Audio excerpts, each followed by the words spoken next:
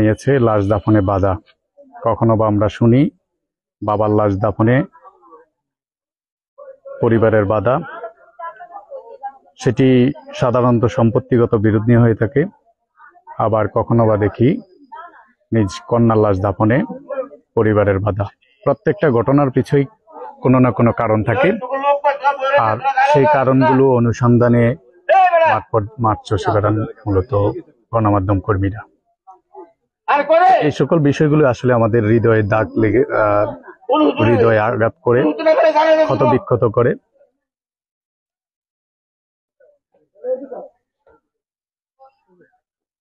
নিজ তথ্য এমন কুসংস্কার আর এমন হীনমন্যতার কারণেই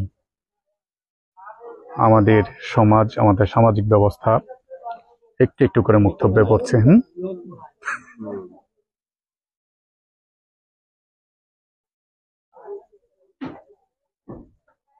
মেম্বার সাহেব, সিদ্ধান্ত হয়েছে না?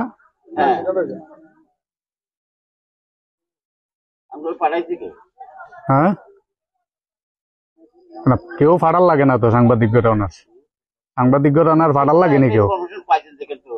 পাইছি আরো আগে, ওই যে কইলাম না 2 জন চলে এসে আমগো আগে 3 জন, আমরা আইতে আইতে দেরি করিয়া লাইছি আর কি। চেয়ারম্যানরা জানাইলাম, বললাম কি ব্যবস্থা, কি দাফন হইবনি, বললো যে মেম্বাররা পাঠাইছি।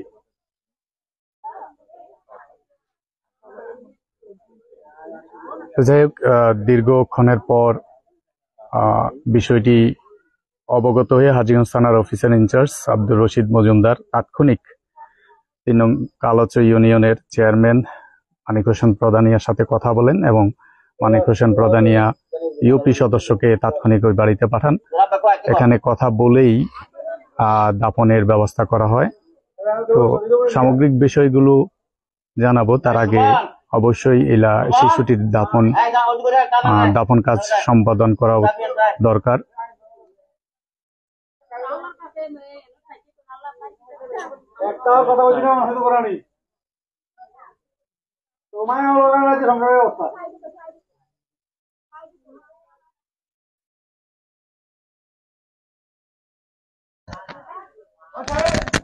কি হয়েছিল মূলত মেম্বার সাহেব?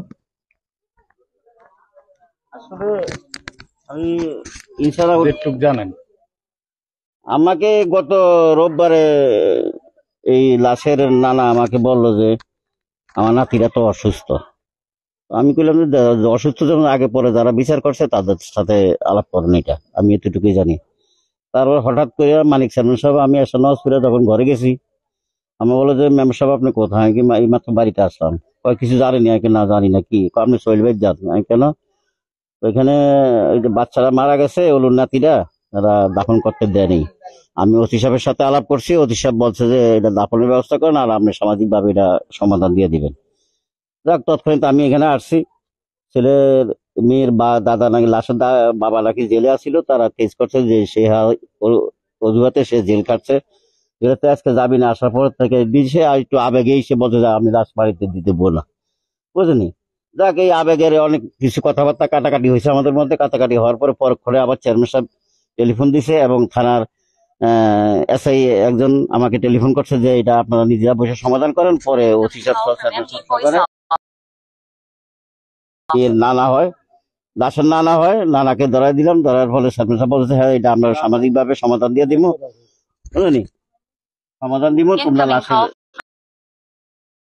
হ্যাঁ, তার মানে হচ্ছে হাজীগঞ্জ থানার অফিসার ইনচার্জ এবং আপনাদের 3 নং কালচা ইউনিয়নের চেয়ারম্যান সাহেব সমন্বয়ে মূলত এত দীর্ঘক্ষণ পর আমরা এটা সমাধানে আসতে পারছি আর কি। মারা গেছে দুপুর 12টা আর কি। এই এখন প্রায় 10 ঘন্টা পরে এখন হ্যাঁ 10 ঘন্টা। এটা তাদের কিন্তু পারিবারিক দ্বন্দ্ব চলতে অনেক আগের থেকে। কি নিয়ে দ্বন্দ্বটা ছিল? দ্বন্দ্বটা স্বামী স্ত্রী দ্বন্দ্ব নিয়ে। তাদের কয়েকটা, আমি বিগত 3 বছর আগে একটা দরবার করছিলাম আমার পরিষদে। ওই দরবার থেকে আমি এটা ইস্তফা দিছি, এটা আর আমি নলেজে নেইনি, কথাটা বুঝেনি। তারপরে এইবার আইসা তারা আবার নতুন করে কি ঘটনা ঘটছে, কি বিচার আচার ডাকছে, কে বা কারা বিচার করছে, কাজ করতেছি এটি। একটু আগে শুনলাম আমরা, এর আগে শুনলাম যে ছেলের বাবা হুম, একটা অভিযোগ করছে, জি। এই সম্পর্কে কি আপনি শুনছেন নি? হ্যাঁ, এটা সে বলছে, আমার কাছে বলছে আমার এটা মৃত্যু নয়, এটা স্বাভাবিক মৃত্যু নয়, এটা মার্ডার করা হয়েছে, এটাই বলা হয়েছে আর কি। এখন আপনি আইসা কি এটার কোনো পেয়েছেন? আমি এটার এমন কিছু সুরত পাইনি, না পাওয়া সত্ত্বেও উনি আমাকে দেখাইছে, বুঝছেন? কেননা বাচ্চারা, আমি যা পড়াশোনা শুনলাম, বাচ্চারা আরো 4-5 দিন আগে নাকি এলা আক্রোশ হোক আর যেভাবে হোক ছেলের বাবা ওই মেয়ের লাশের বাবার সাথে ইয়ে করে মেয়েটার লাশটাকে বেলাবাড়িয়া ফালাই দিছে। ওই থেকে জখম হওয়ার পর থেকে ওরা আবার এটা নিয়ে অনুতপ্ত করছে, যারা ফালাইছে তারা আবার ডাক্তারের কাছে নিয়ে দৌড়াদৌড়ি করতে চাইছিল, চেষ্টা করছিল। ডাক্তার বলছে যে এটা সমাধান হবে না, বুঝলি? তাই পরক্ষণে তো আজ সে মৃত্যু আর কি। হ্যালো, আমি শৈলবাড়িতে আছি, এখানে একটা ভেজাল আছে, এই জন্য আসতেছি আর অল্প মিনিট, আর 15-20 মিনিট বা আধা ঘন্টা। হুজুর পাইছেন নি? হ্যাঁ, হুজুর ছেলের লাশের মামায় মামা না?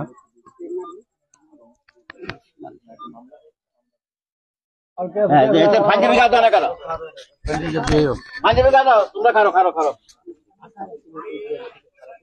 আপনি দর্শক যেমনটা শুনছিলেন, হুম হুম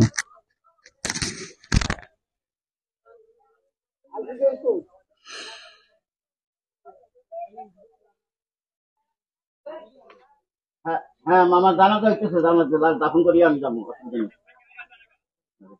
আসসালামু আলাইকুম।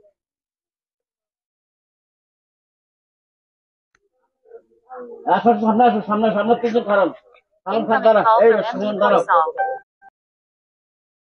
তার লাইনটা একজন কাটছে। আগে সামনে দাঁড়া, পিছনে দাঁড়া, পিছনে দাঁড়াও। সামনে 3 জন দাঁড়া আসবা। প্রিয় দর্শক, যেমনটি বলছিলাম যে আপনি ওরা Incoming call from MD Voice. ও, দাও, দাও। প্রিয় দর্শক, আপনাদেরকে যেমনটা বলছিলাম যে হাজীগঞ্জ থানার অফিসার ইনচার্জ এবং 3 নং কালাচ ইউনিয়নের চেয়ারম্যানের মধ্যস্থতায় দীর্ঘ 11 ঘন্টা পর শিশুটির লাশ দাফনের ব্যবস্থা করা হচ্ছে এবং দেখতে পাচ্ছেন জানাজার নামাজ অনুষ্ঠিত হচ্ছে।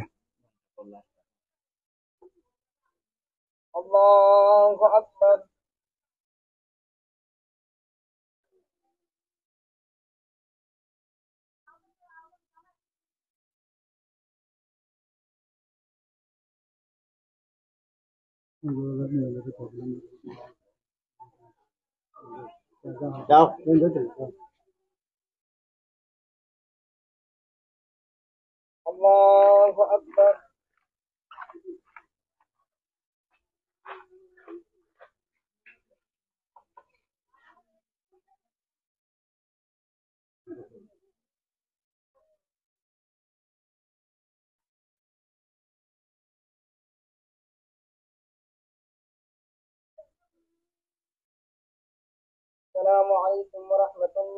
Incoming call. তুমি যাবে লাশের সাথে, সেখানে আবার সব দাফন করার পর সেখানে সেখানে যাবে।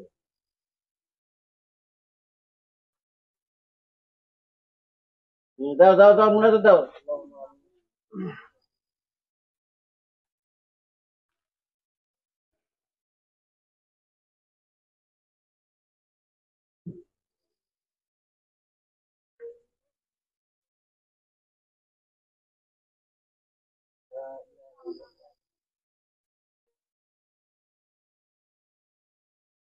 লইব কে?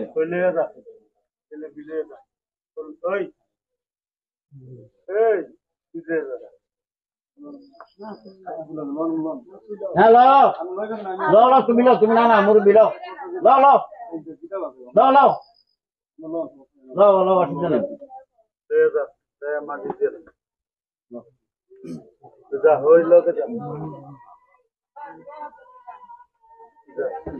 কোন দিকে যাইবো? ব্যাগ আসেনি কোনো? ব্যাগ আসেনি কোনো? সারা করে লাইট পেয়ে যা। আর লাগতো না, বাচ্চা নামালক লাগতো না, যা নামালক লাগতো না। যে খুব মাদ্রাসায় পড়ে, ঈদের নামাজের ভিতরে ইয়া করে। তাকবির উঠে ফেলছে।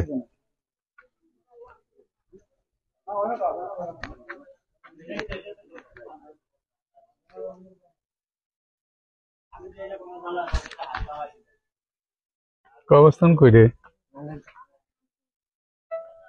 Incoming call from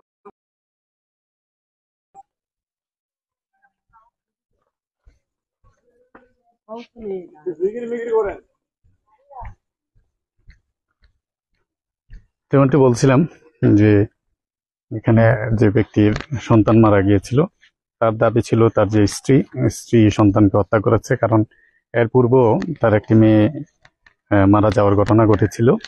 সেই সূত্র থেকে মূলত বাবা এবং আরেকটা বিষয় বলে রাখি, এখানে যে ঘরের স্ত্রীর সন্তান মারা গিয়েছে সেই ঘরের স্ত্রী কিন্তু তার বিরুদ্ধে একটা মামলা করেছিল এবং সেই মামলায় সে জেলে ছিল এবং জেল থেকে আজকে মাত্র জামিন পেয়েছে। যেহেতু সন্তান মারা গেছে, বিষয় প্রসিকিউশন করার পর আজকে আদালত তাকে জামিন দেয় এবং জামিন এসে বাড়িতে এসেই মূলত এই অভিযোগটি উত্থাপন করে যে তার সন্তানকে হত্যা করা হয়েছে এবং তিনি এখনো দাবি করছেন যে তার সন্তানকে তার স্ত্রী হত্যা করেছে। এবং আমরা যেমনটি শুনছিলাম মেম্বারের মুখ থেকে, আর দেখতে পাচ্ছেন চেয়ারম্যান এবং যে ওসি রয়েছে, ওসির সমন্বয়ে তাদের মধ্যস্থতায় এখানকার যে ইউপি সদস্য রয়েছেন তিনি কথা বলেছেন এবং তিনি কথা বলেই দীর্ঘ 11 ঘন্টা পর এই লাশ দাফনের ব্যবস্থা করেছে। কিছুক্ষণ আগে শিশুটির জানাজা হয়েছে, জানাজা শেষে তাকে কবরস্থ দাফন করা হচ্ছে। তবে এটি সত্যি হৃদয় বিদারক একটি ঘটনা। এমন ঘটনা আসলে কেউ প্রত্যাশা করে না, কিন্তু অপ্রত্যাশিতভাবে এমন ঘটনাগুলোর জন্ম হয়।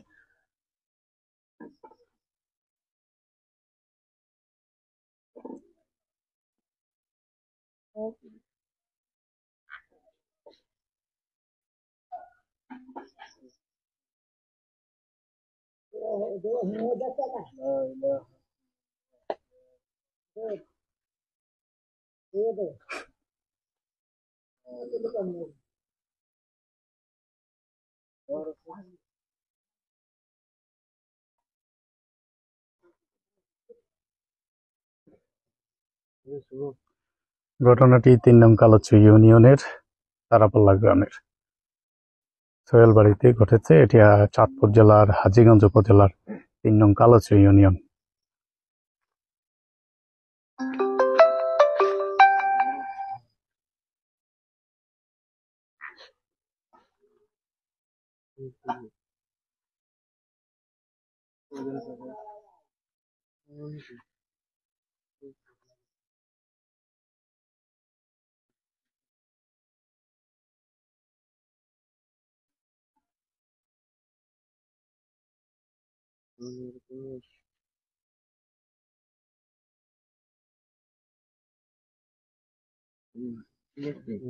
ইমামটাকে শালা কি ঈদের নামাজ পড়ায় তবে জানাবেন নয়তো হাত উঠে লাইছে ঈদের নামাজ, ইমামটাকে জানাজার নামাজ পড়াইতে হাত তুলে ফেলছে। জানাবেন নামাজ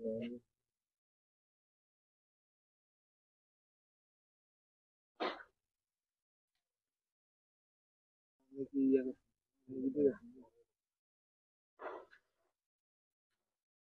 জানাবেন দিলে